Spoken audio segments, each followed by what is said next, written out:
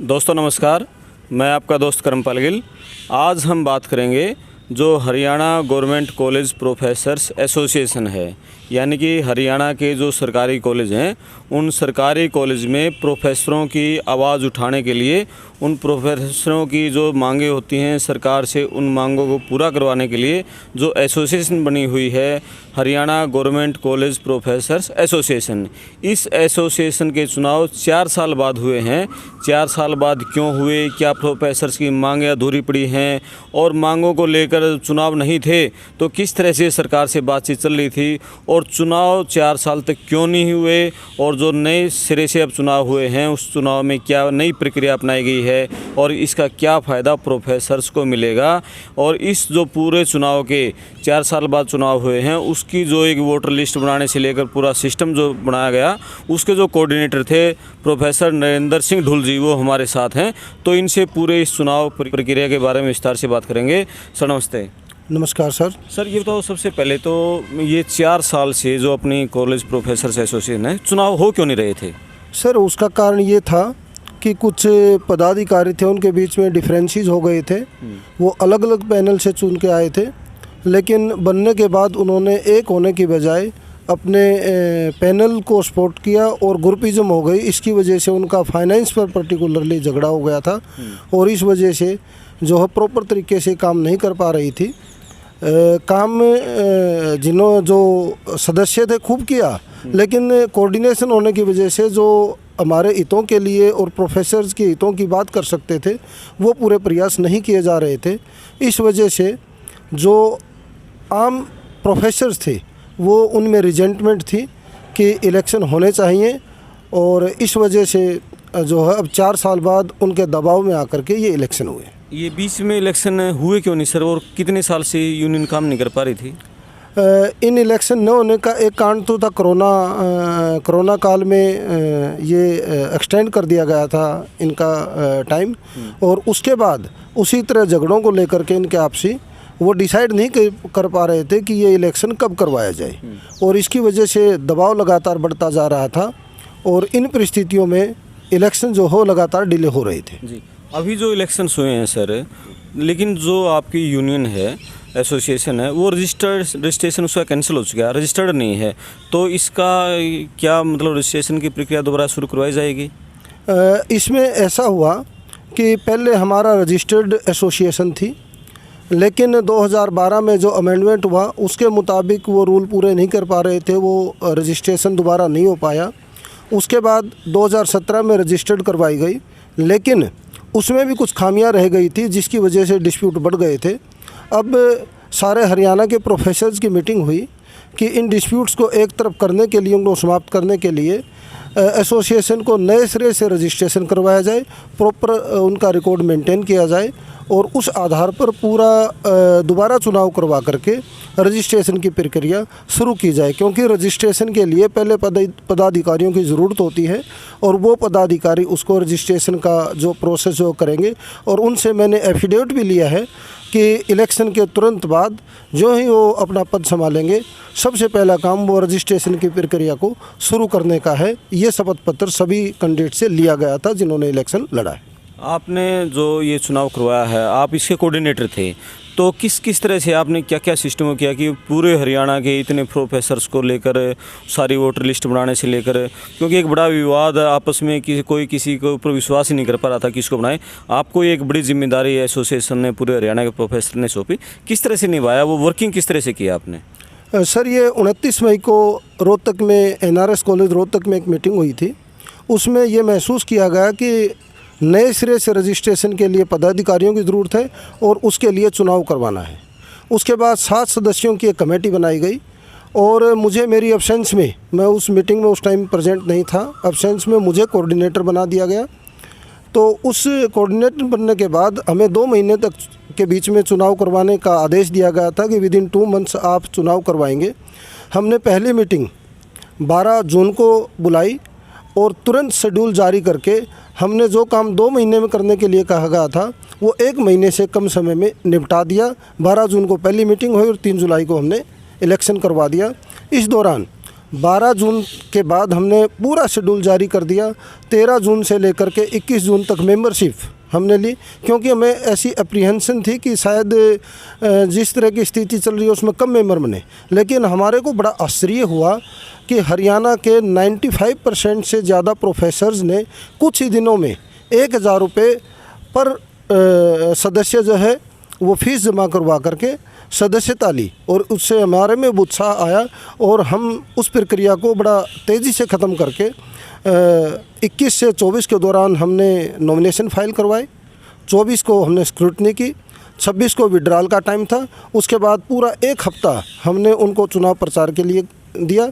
और इस प्रक्रिया में सबसे महत्वपूर्ण बात हमने की कि एक बार सभी लोगों को, सभी मतदाताओं को वोट का अधिकार दिया जाए, डायरेक्ट इलेक्शन करवा करके पदाधिकारियों को चुना जाए। इसमें मेरी जो 7 सदस्यीय टीम थी उसने बेहतरीन काम किया और हर मामले पर मेरे साथ कोऑर्डिनेशन किया। हमने टेक्नोलॉजी का फ़ायदा उठाया। ऑफलाइन मीटिंग के साथ साथ जब भी ज़रूरत हुआ तुरंत हम ऑनलाइन मीटिंग से जुड़ जाते थे। और 3 तारीख को जो इलेक्शन हुआ उस दिन भी पूरा दिन पूरे 7 के 7 जोन प्रभारी आपस में जुड़े रहे, ताकि कोई भी ऐसी बात न हो जाए जो इलेक्शन को प्रभावित करे। पहले तो सर हमने आपका तो नाम तो बता दिया था, प्रोफेसर नरेंद्र सिंह ढोल जी। आप अपना थोड़ा परिचय भी एक बार दे दीजिए, कौन से कॉलेज में पोस्टिंग है, क्या आपका सब्जेक्ट है?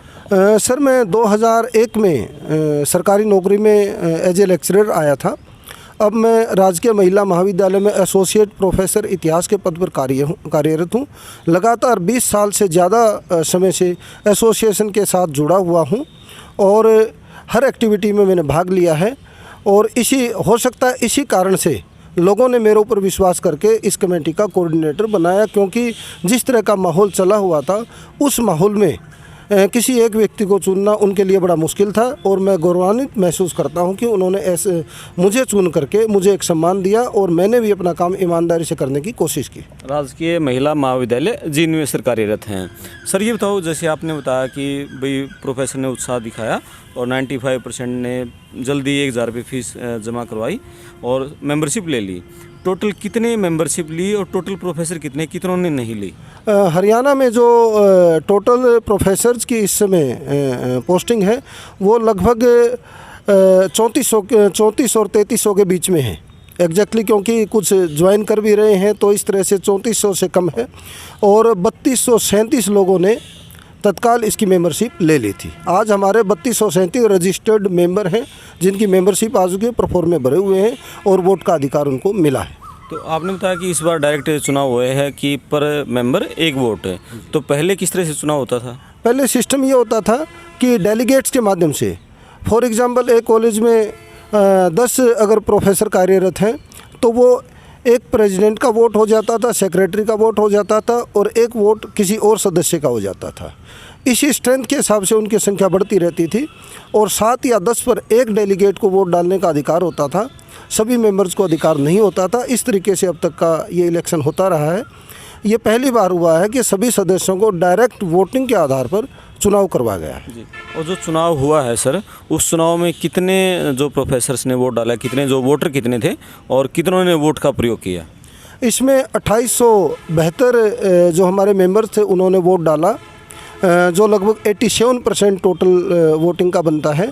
और हमने आशा नहीं की थी कि इतने वोट डालेंगे। उसका कारण ये था, हमने 7 जगह पर ये वोटिंग करवाई और कई प्रोफेसर्स को तो मोर देन 100 किलोमीटर दूर से आकर के वोट डालना पड़ा।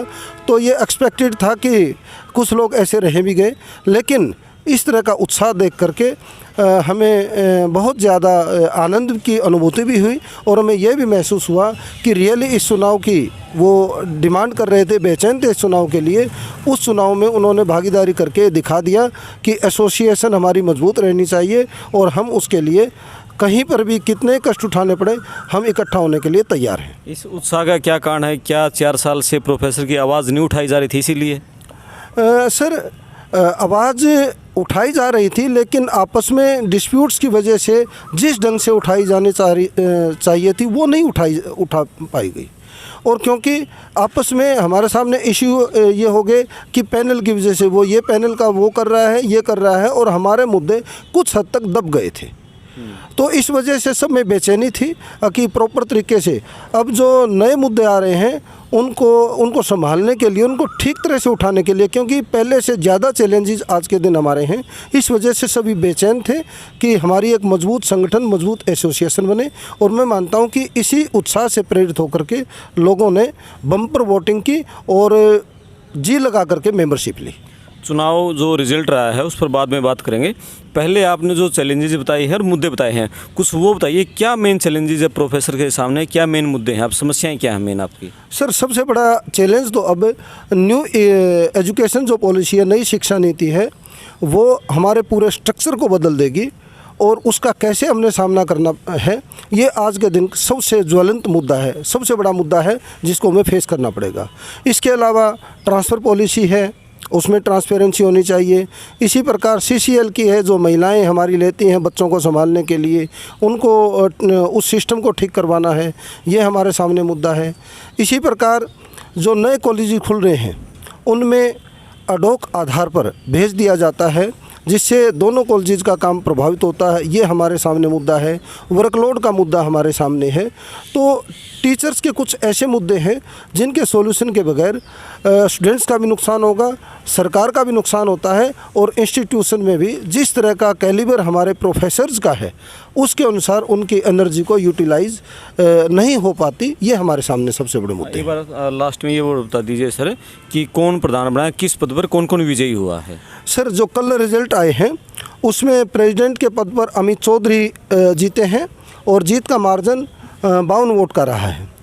वाइस प्रेसिडेंट के पद पर अरुण कुमार, ये बहादुरगढ़ से हैं, ये जीते हैं, जीत का मार्जिन 182 वोट का रहा है।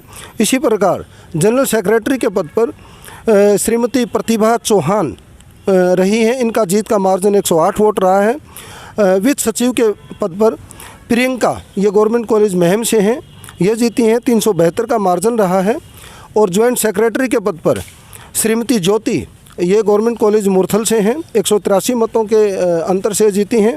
और इसी प्रकार ऑर्गेनाइजेशन सेक्रेटरी ये सुनील जी रहे हैं, जिनका जीत का मार्जिन सबसे कम 7 वोट का रहा है। ये 6 पदाधिकारी हमारे बनते हैं। और मुझे इस बात की बहुत खुशी है कि 6 में से 3 महिलाएं हैं, जबकि न कोई रिजर्वेशन है और न किसी तरह का कोई प्रावधान है कि महिलाएं ही बनेंगी। उसके बावजूद ये हमारी टीचिंग कम्युनिटी की परिपक्वता को दर्शाता है कि उन्होंने बराबर संख्या में बिना किसी प्रावधान के महिलाओं को जिताया इस इलेक्शन में। तो दोस्तों, पूरे विस्तार से हमने बातचीत की। जो कॉलेज प्रोफेसर्स एसोसिएशन के जो चुनाव हुए हैं उनके जो कोऑर्डिनेटर थे प्रोफेसर नरेंद्र सिंह ढोल जी, और हर तरह से जो मुद्दे हैं, किस तरह से जो इस सिस्टम में चुनाव में किया गया। मैं आपका दोस्त करमपाल गिल। वीडियो को ज़्यादा से ज़्यादा शेयर करें, चैनल को सब्सक्राइब करें। धन्यवाद। Thank you sir. Thank you sir. Thank you. नमस्कार।